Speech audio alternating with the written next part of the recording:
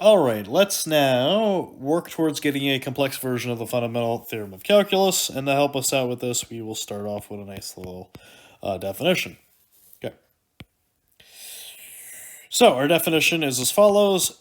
A integral that looks like this is said to be independent of path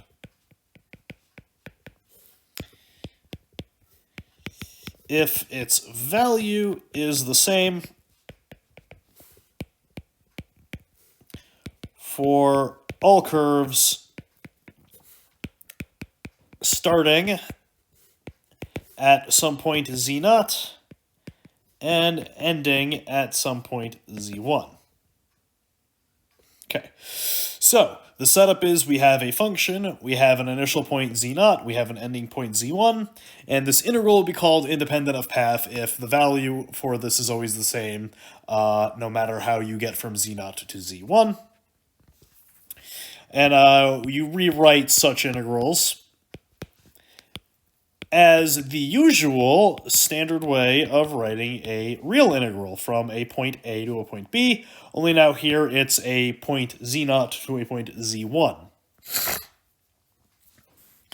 Okay, so note well, we have actually encountered independence of path already.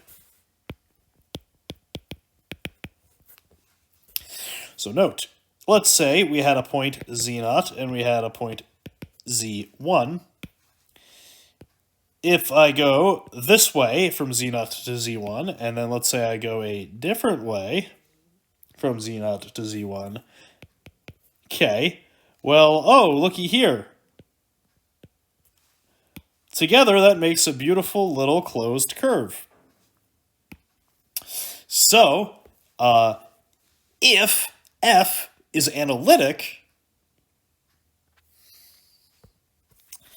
and if we call this whole curve here t,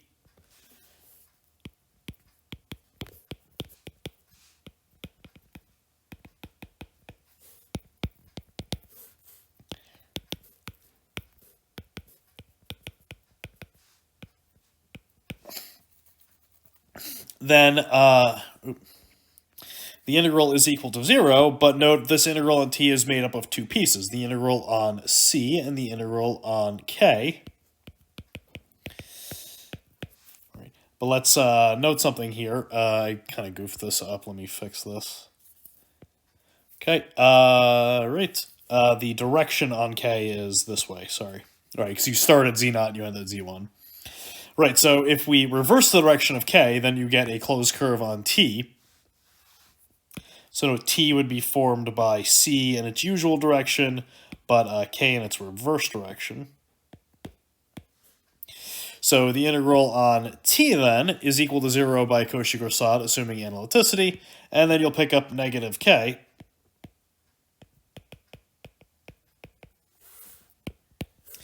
And so these integrals have to equal each other.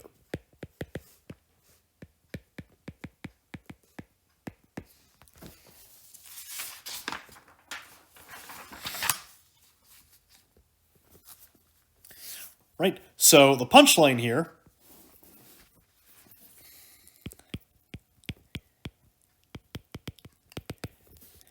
is that a beautiful integral here on a curve C, starting at a point z0 and ending at a point z1, is always independent of path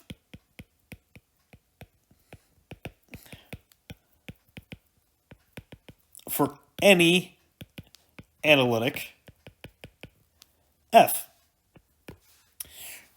Okay, so Cauchy-Grassot gave us an answer for, hey, if I wanted to integrate a function on a simple closed curve, and it's analytic, the answer is 0.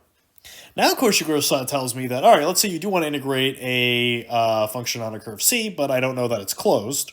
Well, Cauchy-Grassot says, well, you can still compute this pretty easily because it doesn't matter how you get from point A to point B. Right, but this naturally leads us to the question of, all right, well, how do you compute?